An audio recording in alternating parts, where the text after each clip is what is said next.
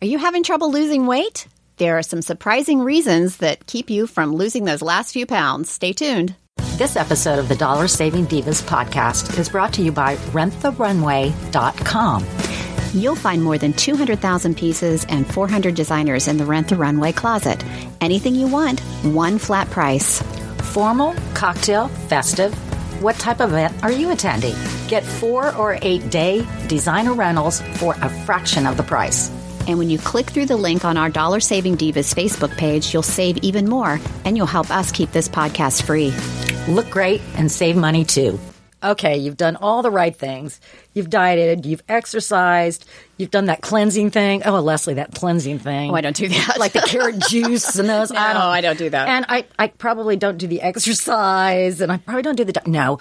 But I think, just as you get a little bit older, your metabolism slows down and, shifting hormones and all those things. So sometimes it's, a little bit hard, and you need to understand why you're not... And maybe you are, eating the right things and doing the right things, but it's just weight's not coming off, or you're not, it's just not coming off. Well, guess what one reason could be?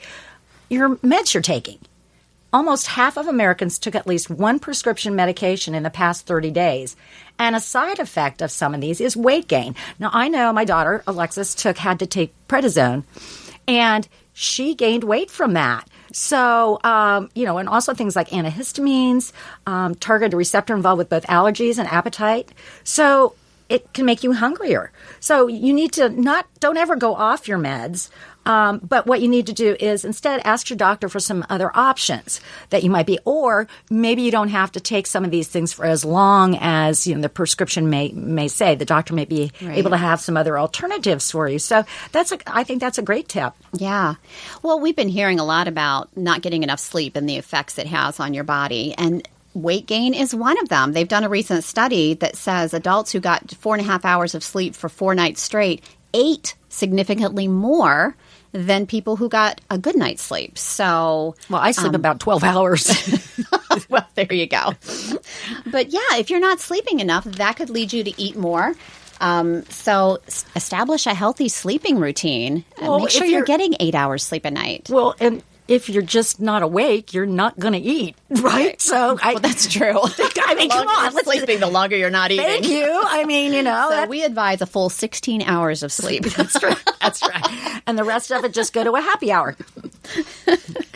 Okay, see, I know better than these things. Well, other things that could affect that.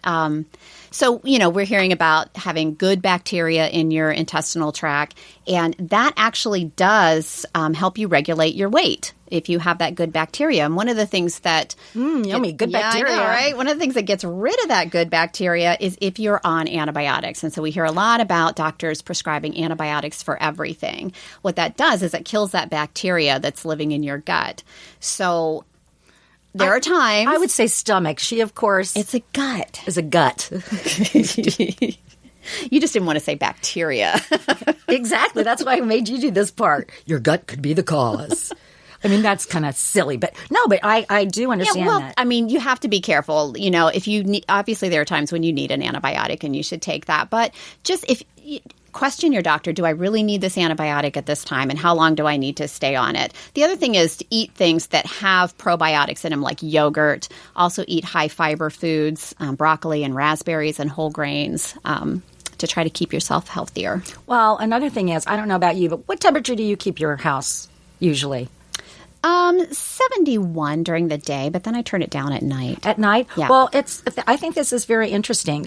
This is from an article. It said, any livestock farmer will tell you that animals fatten up faster at Goldilocks temperatures, not too hot and not too cold, a range known as the Thermo-neuro zone. I think and humans aren't too different, and most of us strive to go thermoneutral while indoors. So that means we're keeping it warmer, where we spend 90% of our time anyway, while we're getting all of that 16 hours of sleep. But, yes, But researchers have said that we really need to, because it affects the fat burning cells, is that we need to lower the temperature in our house. So a lot of people say to keep it at about 66 degrees during the day? for up to 10 hours. So for me, I would say we keep our house at about 68 degrees all the time. And we have a kind of a new system that actually controls it much better since we had a new one. So I think, and then 66 at night, that just means you just wear warmer jammies and socks. Oh, 66 at night is wonderful for people of a certain age that need it to be cold at night. I need it to be Arctic at night. I like to sleep, and then I have no covers on. Yeah, I like it. I like to be sleeping with my covers all. Well, my poor husband is wrapped up like a mummy. Yeah, he's got mittens on. I got a fan blowing on me. He's got a little bambushka hat on, and yeah, he's like, okay.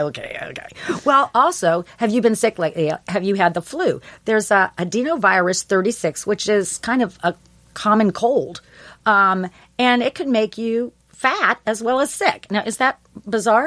But it says we found that 30% of obese people have been infected, but only 11% of lean people have. And this was a doctor emeritus from the University of Wisconsin.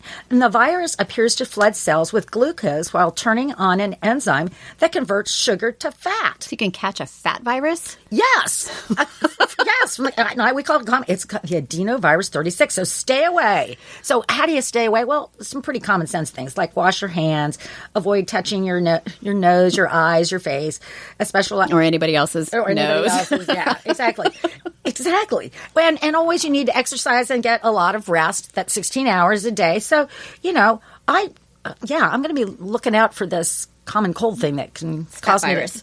Thanks for listening to the Dollar Saving Divas. If you have ideas for an upcoming episode, we would love to hear from you. Just head to our Facebook page at facebook.com/dollarsavingdivas CBUS and share your comments. Our podcast is available on iTunes, iHeartMedia, or your favorite podcast player. Thanks again for listening. Circle270media.com